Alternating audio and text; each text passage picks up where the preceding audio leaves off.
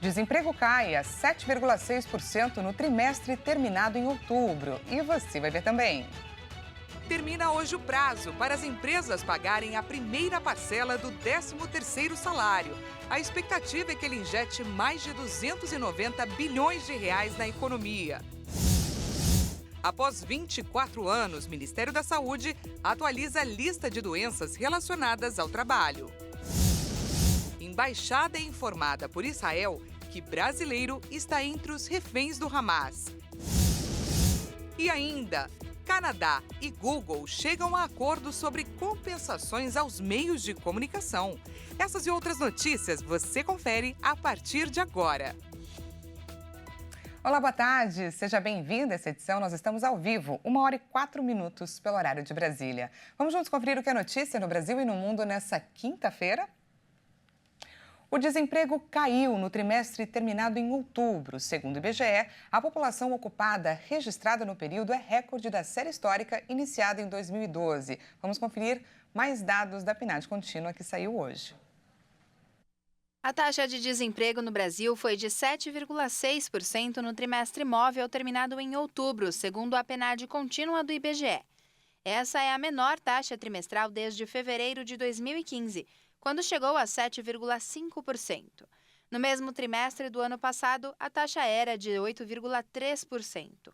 Com os resultados deste trimestre, o número absoluto de desocupados teve baixa de 3,1% contra o trimestre anterior, chegando a 8.300.000 pessoas, ou seja, 261 mil pessoas a menos do que o trimestre anterior.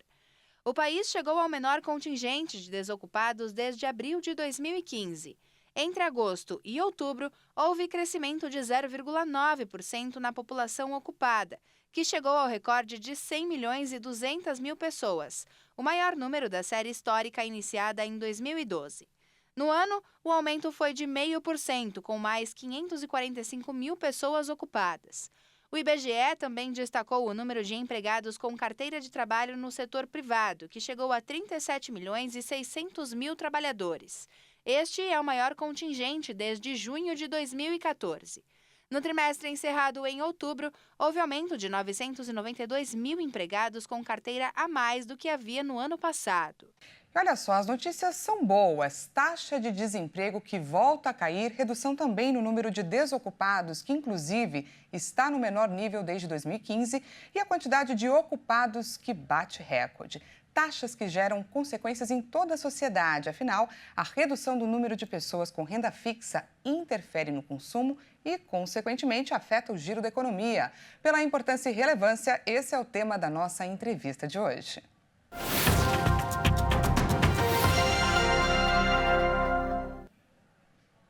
Chamo agora para a nossa conversa o economista Renan Silva. Renan, seja muito bem-vindo. Uma ótima tarde para você. Eu agradeço o convite, Daniela, a satisfação poder atendê-los. A gente agradece demais a sua disponibilidade. Renan, gostaria primeiro que você comentasse para a gente esses novos números. Qual o raio-x deste momento do Brasil que a PNAD contínua nos conta? Realmente a gente observa uma melhoria contínua, né, de 12 meses para cá. Atingimos aí o patamar de 7,6% de taxa de desocupação, e isso representa 98,3 milhões de pessoas aí ocupadas. Isso é um número bastante relevante. Não podemos esquecer também que 60% do PIB advém do consumo das famílias, que está totalmente dependente realmente da renda, do emprego e da renda. Então, isso mostra que a atividade econômica está avançando. Renan? Voltei, parece que deu um cortezinho. Isso. Tá? Também um número bastante relevante também de pessoas com carteira assinada. Agora, vale pontuar que temos um contingente também grande, na faixa de 38 milhões, que estão na economia informal, mas, de forma geral, há uma melhora da renda e da ocupação, de fato. Pois é, ainda há muito a ser feito. Mas a notícia é boa, não é? Principalmente considerando essa época do ano. Afinal, a gente está, Renan, naquele momento de abertura de vagas temporárias que podem virar definitivas. Mas eu queria que você fosse além, né? Que você nos ajude a entender o quanto a reoneração da folha de pagamento, um assunto que tem vindo aí à tona, pode interferir nesse cenário. Em suma, qual que é a previsão para um futuro não muito distante? Sim, nós precisamos relembrar que passamos por duas crises bastante severas, né? 2015 e 2016 e a crise da Covid. Então, as empresas hoje estão num momento de recuperação de margem e também de geração de emprego. Considerando que os impostos no Brasil são, de fato, bastante elevados, se você considerar a nossa renda per capita comparado com os países desenvolvidos, então, isso mostra que precisa manter a desoneração nesse momento para que você baixe esse custo para as empresas, para manter esse ritmo de empregabilidade. Até porque sabemos que o endividamento da família está muito elevado ainda. Então, aquele momento onde você tem a recuperação da renda, as pessoas voltam a equacionar as suas dívidas e isso contribui com o consumo e crescimento do país. Então, realmente, o veto, de fato, ele pode representar uma trava nessa melhoria contínua, né? Tá certo, a gente conversou com o economista Renan Silva. Renan, muito obrigada pela sua participação. Renan nos ajudou a entender esses números da PNAD contínua que o IBGE revelou hoje. Muito obrigada. Eu que agradeço. Um abraço. Até mais. E mais de 290 bilhões de reais. Esse é o valor total que o 13º salário deve injetar esse ano na economia brasileira. Pois é, somente a primeira parcela, que deve ser paga até hoje, vai liberar cerca de 100 bilhões de reais. A Associação Comercial estima um impacto positivo no consumo, mas menos intenso devido ao endividamento das famílias. A estimativa, baseada em um estudo do DIEESE, que prevê um total de 291 bilhões de reais injetados na economia até o fim do ano, considerando todas as parcelas e os abonos antecipados em 2023. Em meio a recordes de endividamento das famílias e a programas de renegociação, como o Desenrola Brasil, uma parte do valor deve ser usada para o pagamento de dívidas. Mas, segundo especialistas, deve sobrar uma porcentagem para ser usada no consumo. A Associação Comercial espera um impacto positivo para o comércio em função do aumento da confiança do consumidor, da recuperação da renda e do emprego, da redução da inflação e da taxa básica de juros, a Selic. Com isso, a expectativa é de retomada das vendas, com crescimento de cerca de 2% no ano em relação a 2022. As vendas cresceram 0,6% em setembro, segundo pesquisa mensal do comércio do IBGE. O setor acumula alta de 1,8% no ano e já opera 4,9% acima do patamar pré-pandemia, registrado em fevereiro de 2020. Já para aqueles que têm reserva de emergência formada, o 13º pode ser uma oportunidade para procurar fazer investimentos. Além disso, usar o benefício para algum tipo de lazer, como uma viagem, também é uma opção para quem já quitou todas as dívidas e já tem um fundo de reserva. O ministro da Fazenda, Fernando Haddad, disse que a aprovação pelo Senado da taxação de offshores e do fundo de super ricos corrige as distorções que prejudicam a população. O projeto de lei que prevê a cobrança do imposto de renda dos fundos segue agora para a sanção presidencial. Em rápida votação simbólica, o plenário do Senado aprovou o projeto de lei que prevê a tributação dos fundos de bilionários no Brasil, conhecidos como fundos exclusivos e fundos de offshore. O relatório do senador Alessandro Vieira manteve as alterações feitas pela Câmara e não promoveu novas modificações.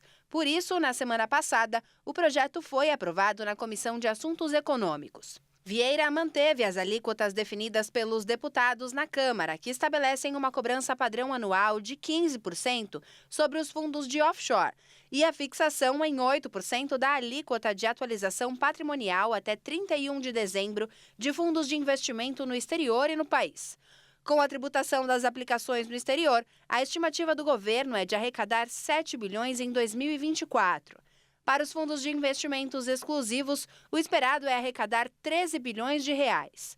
A medida é importante para adequar a regulamentação dessas operações aos padrões internacionais. O governo calcula aumentar a arrecadação com a medida de mais de 3 bilhões de reais este ano e de 20 bilhões de reais em 2024. Essa é uma das pautas do Ministério da Fazenda para aumentar a arrecadação do país. O ministro da Fazenda, Fernando Haddad, ainda não informou novas projeções, mas lembrou que o texto, como ficou na Câmara, pode elevar a arrecadação, além de permitir o aumento do número de investidores. E o Ministério da Saúde atualizou a lista de doenças relacionadas ao trabalho e incluiu 165 novas patologias. Burnout e Covid-19 entraram na lista. O governo incorporou enfermidades que atingem a saúde física e mental do trabalhador, entre elas a Covid-19 e diversos transtornos mentais, como a ansiedade, a depressão, burnout, síndrome do esgotamento profissional e tentativa de suicídio, na lista de doenças relacionadas ao trabalho. No caso da Covid, a infecção é considerada doença do trabalho caso haja exposição ao vírus no ambiente corporativo. Com a atualização da lista, o número de doenças relacionadas ao trabalho quase dobrou, de 182 para 347 patologias. Na prática, essa inclusão amplia as chances de os trabalhadores afastados do serviço conseguirem uma estabilidade de 12 meses do emprego após a alta médica. Para que o funcionário possa ser afastado do trabalho por doença, ele precisa receber um atestado médico com um pedido de afastamento. O que gera o direito ao benefício é a incapacidade de exercer a sua atividade profissional por consequência do problema. Os primeiros 15 dias de afastamento são custeados pela empresa e depois a responsabilidade é transferida ao INSS. Uma perícia médica vai avaliar o tempo necessário de afastamento e se ele tem direito ao auxílio-doença. A inclusão das patologias visa contribuir para a criação de medidas de assistência e vigilância como forma de tornar mais seguro o ambiente de trabalho. De acordo com a pasta da saúde, o SUS atendeu quase 3 milhões de casos de doenças relacionadas ao trabalho entre 2007 e 2022. Entre as ocorrências, 52,9% são relacionadas a acidentes graves.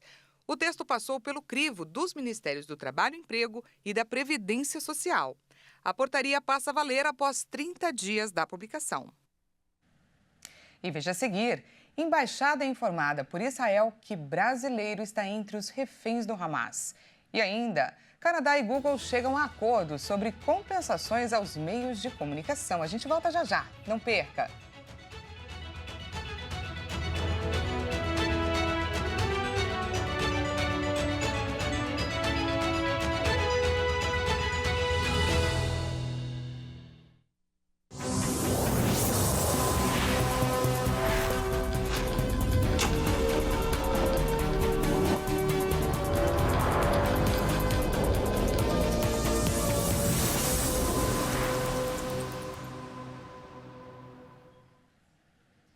Seja bem-vindo mais uma vez. Nós estamos de volta e ao vivo, 1h18 pelo horário de Brasília. Voltamos com mais destaques dessa quinta-feira para você.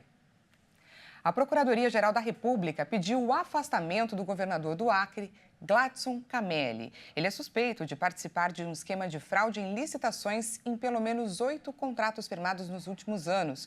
O prejuízo estimado é de 150 milhões de reais. Além de Camelli, a denúncia foi feita contra outras 12 pessoas pelos crimes de peculato, corrupção, lavagem de dinheiro e organização criminosa. Bom, e a Polícia Federal deflagrou hoje a 22ª fase da Operação Lesa Pátria. São cumpridos 28 mandados judiciais contra suspeitos de ataques a Brasília no dia 8 de janeiro. A Polícia Federal cumpre 25 mandados de busca e apreensão e 3 de prisão preventiva expedidos pelo Supremo Tribunal Federal. São cumpridos 10 mandados de busca e apreensão em Minas Gerais, sendo 1 em Conselheiro Pena, 1 em Sacramento e 8 em Uberaba, onde também são cumpridos 3 mandados de prisão preventiva. Outros 15 mandados são cumpridos em cidades de Santa Catarina. O objetivo é identificar pessoas que financiaram e fomentaram os ataques às sedes dos 3 poderes em 8 de janeiro. Houve ainda ordens de bloqueio de bens dos investigados para restituir os prejuízos causados ao patrimônio público, estimados em mais de 40 milhões de reais.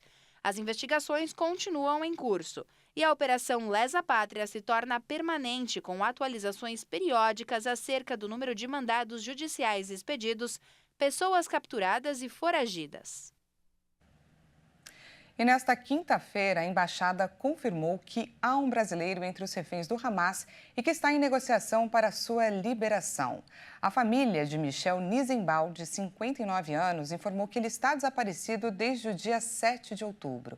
A diplomacia foi informada sobre a situação por autoridades israelenses. Procurado, o Itamaraty ainda não se manifestou. Até então, o governo brasileiro vinha informando que estava em contato com as autoridades locais e que o assunto estava restrito à família de Nizenbaum.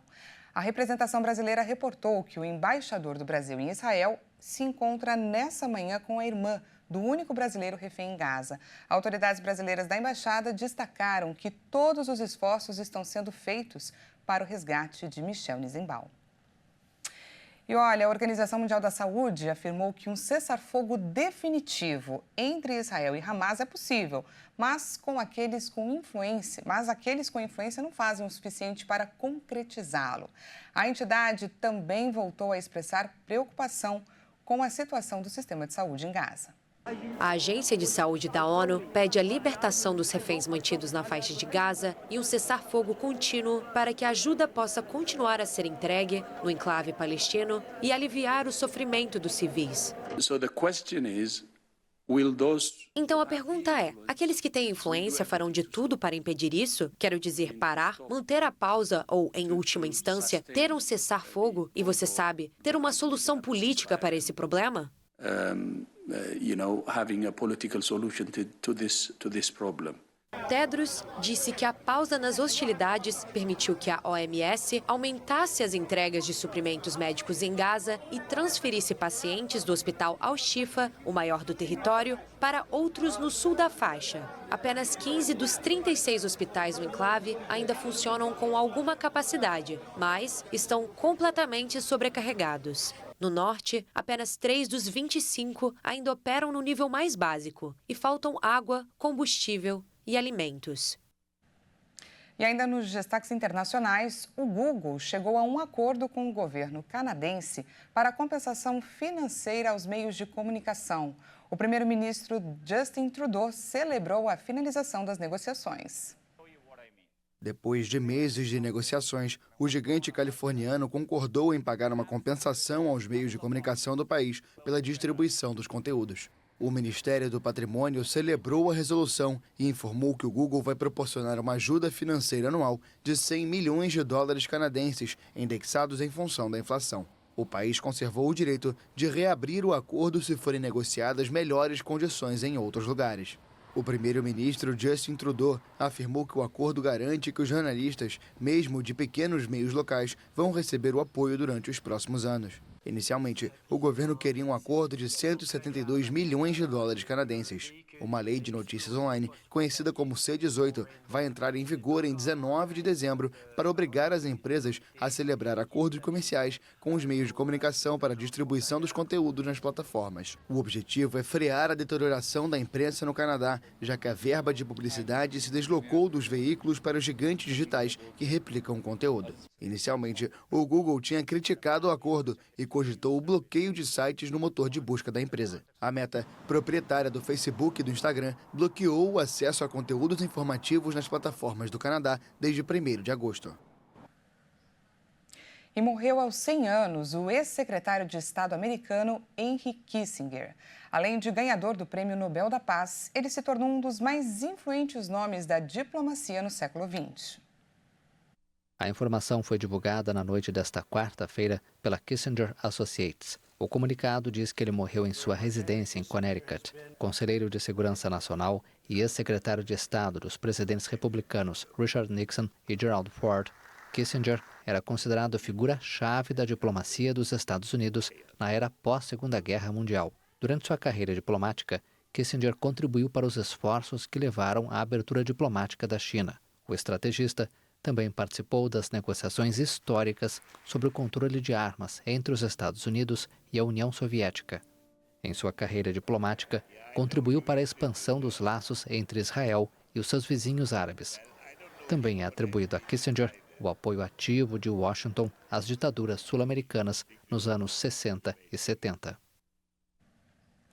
E nessa quinta-feira é celebrado o Dia do Evangélico. A data foi criada em 1995 na Câmara Legislativa do Distrito Federal, mas foi só em 2010, 15 anos depois, que foi criada a lei que institui o dia 30 de novembro como Dia Nacional do Evangélico. Segundo o IBGE, os evangélicos fazem parte do segmento religioso que mais cresceu no Brasil nos últimos 30 anos. Numa sociedade onde de cada 10 brasileiros, 3 são evangélicos, isso, segundo o último levantamento feito em dezembro de 2020 pelo Instituto Datafolha, a existência de uma data reconhecida por lei diz muito sobre o papel da igreja para os fiéis que buscam acolhimento na fé.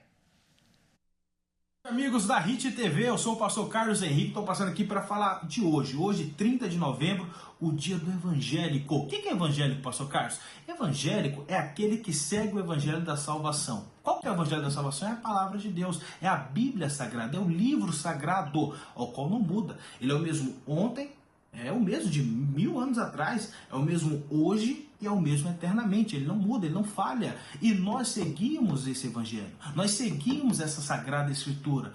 A Bíblia é como se fosse uma bússola, como se fosse um mapa, como se fosse uma direção para as pessoas. E é muito importante o evangélico na sociedade porque ele leva essa esperança, ele leva essa direção, ele leva a luz para essas pessoas. E nós não podemos nos envergonhar do evangelho. A Bíblia diz aqui em Romanos 1,16: porque não me envergonho do evangelho de Cristo, pois é o poder de Deus para a salvação. Ele tem a salvação para toda a humanidade, tem a salvação para todas as pessoas, para toda a sociedade e para todo mundo. E em nenhum outro há salvação. Isso está onde? Lá em Atos 4,12. Não há salvação em outro lugar, somente na palavra. É muito importante o dia do evangélico, é muito importante até mesmo ser uma lei, porque nesse dia nós comemoramos, nós aqui verdadeiramente damos graças a Deus, louvamos a Deus por essa vitória. Então, que Deus abençoe. É o dia do evangélico, o dia daqueles que seguem a Cristo, o dia daqueles que seguem a palavra, daqueles que andam de acordo com a Bíblia Sagrada. Ele é o único caminho, a única verdade e a única vida. Que Deus te abençoe. Agradeço muito a oportunidade de estar participando aqui do jornal. Fiquem na paz, fiquem com Deus. Tá aí o recado do pastor Carlos Henrique, aqui da Igreja Internacional da Graça de Deus, nesse dia tão especial, o Dia do Evangélico. Essa edição fica por aqui. Muito obrigada pela sua companhia. Já já a Juliana Dariva chega com mais informações para você a 1h50. Não perca. Até mais.